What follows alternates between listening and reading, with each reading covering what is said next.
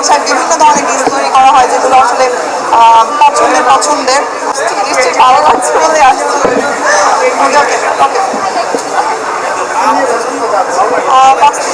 বাস্তবতা যাচ্ছে হচ্ছে নাটক নিয়ে। আমি তো রেগুলার এখন ছোটো পর্দায় কাজ করছি, সো ওটাই করছি। টিভিসি করা হচ্ছে, পাশাপাশি ফটোশ্যুট করা হচ্ছে। সো ঈদের কাজ নিয়ে সাকিব ভাইয়ের সাথে সিনেমা, সাকিব ভাই যেদিন বলবে সেদিনই আমার তার সাথে সিনেমা হয়ে যাবে।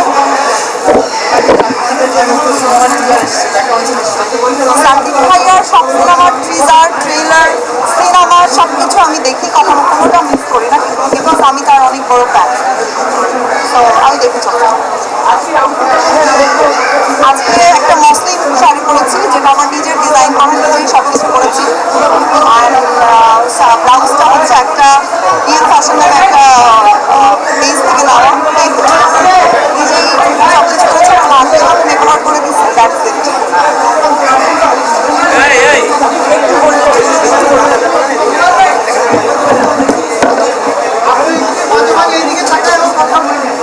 আচ্ছা আচ্ছা, মানে সব দিকে তাকাতে হবে।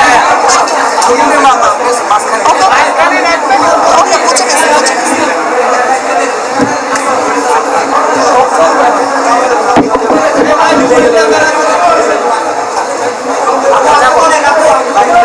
কি বলবো, কোশ্চেন করতে হবে তো। ঈদে আসলে অনেক নাটক আসছে এবং ওটিটির কাজ করা হচ্ছে, সামনে বেশ কয়েকটা ওটিটির কাজ আসছে। আমার রিসেন্ট একটা ওটিটির কাজ রিলিজও হয়েছে চ্যানেল আইতে, পাপ কাহিনী, যেটা অলরেডি অনেকে দেখেছে এবং বেশ প্রশংসা করেছে। অ্যান্ড থ্যাংক ইউ সবাইকে সেটার জন্য। এই তো ঈদে আসলে ঈদের কাজ নিয়ে ব্যস্ত এখন আপাতত। ঈদের ছোটো পর্দার যত নাটক, সলো কাজগুলো অ্যান্ড ওটিটির কাজ, টিভিসি, এগুলো নিয়ে ব্যস্ত আপাতত। আপনি একটা কাজ করেছেন আজাদ ইরফান সাজ্জাদের সাথে, মা বাবা এবং সন্তানের রোল। হ্যাঁ হ্যাঁ, আপনি মাঝি বসার স্বপ্ন যেটা হবে অনেক কিছু মারা যাচ্ছে, এটাকে আসলে কিভাবে আপনি কাজ করে? আচ্ছা, আজাদ হচ্ছে আমার এখন পর্যন্ত করা সব থেকে বেস্ট টিভি ড্রামা বলবো, মানে যেটাকে বলে যে ছোট পর্দায় কাজ করা সব থেকে পছন্দের, সব থেকে সুন্দর কাজ, যেটা আমার খুব পছন্দের। আর আজাদ প্রজেক্টটা করতে যে আমি, আমাদের যতগুলো কান্নার সিন ছিল সেগুলো আমার একদম ন্যাচারাল কান্না, মানে আমি কোনো গ্লিসারিন ইউজ করি নেই। আর সত্যি বলতে মা ব্যাপারটাই তো সব অন্যরকম। মাদের জন্য ভালোবাসা তো সবসময় অনেক, সব মায়েদের জন্য অনেক দোয়া, অনেক ভালোবাসা। আমার মা আসলে আমার কাছে স্বর্গ। সো এটা আসলে মুখের ভাষায় প্রকাশ করার মতো না। আর হামের জন্য যেটা বলবো যে অনেক শিশুদের আসলে হাম আক্রান্ত হয়েছে, সেসব মায়েদের জন্য আসলে অনেক অনেক সমবেদনা। আর এছাড়া আসলে বলার কিছুই নেই।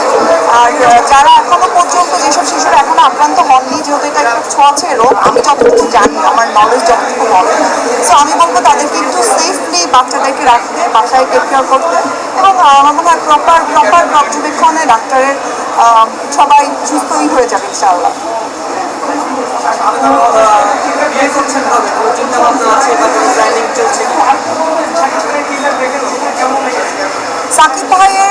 সাকিব খানের টিজার আসলে সবসময় ভালো লাগারই হয়। এবং আমার কাছে রকস্টার মনে হচ্ছে যে 2026-এর একটা অন্যরকম সিনেমা হতে যাচ্ছে হোপফুলি। এবং রকস্টারের যে ডিরেক্টর রুশো, ওর সাথে আমার কাজ করা হয়েছে, আমি বেশ কয়েকটা টিভিসির কাজ করেছি রুশোর সাথে, and he is a very good director. So আমি খুব আশাবাদী ইনশাআল্লাহ। সাকিব ভাই তো অলওয়েজ রকস্টারই। সো ইনশাআল্লাহ ভালো কিছু হবে।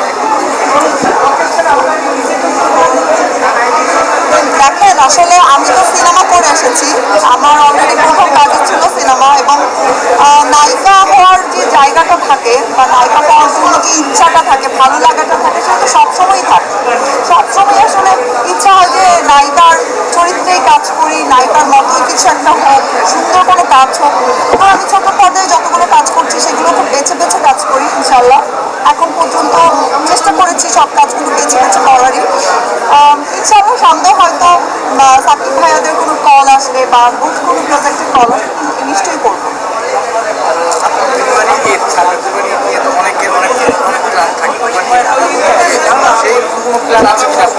আচ্ছা, আমাদের বাসায় আসলে ছোটবেলা থেকে আমরা কোরবানি দেখেছি এবং আলহামদুলিল্লাহ ওই অ্যাবিলিটি ছিল, আমরা কোরবানি দেখি।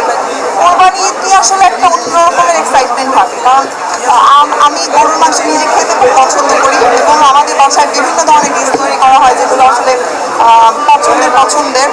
আর তাছাড়াও এই যে আশেপাশের মানুষদের কোরবানি ঈদটা মানি না আসলে মনে হয় যে এই যে আমরা সবাই যে একসাথে দিন শেষে সবাই যে আসলে সবকিছু একসাথে করতে চাই বা এই যে ত্যাগটা এইটা আসলে ফিল করায় তো কোরবানি ঈদটা আসলে স্পেশাল হয় সবসময় এবারও ইনশাল্লাহ হয়তো বা কোরবানি দেওয়া হবে এবং সবার সাথে মাংস যে ভাগাভাগি করা হয় সেটা আসলে খুব এনজয় আচ্ছা আমরা শুনতে পেয়েছি পরিমণি প্রতি বছর এফডিসিতে কোরবানি দেয় তো আপনি নাকি এটা আপনিও দিচ্ছেন পরিমণির সাথে না ভাইয়া আমি আসলে আমার এফডিসিতে কোনো রকম কোরবানি দিচ্ছি না এটা ভুল ইনফরমেশন এবং এটা আপনি হয়তো ইচ্ছে করে বলছেন আমি ইনশাল্লাহ আমার বাসায় অলওয়েজ দেওয়া হয় এবং সেটা চেষ্টা করি গরিব দুঃখীদের সাথে শেয়ার করার জন্য thank you everyone bye by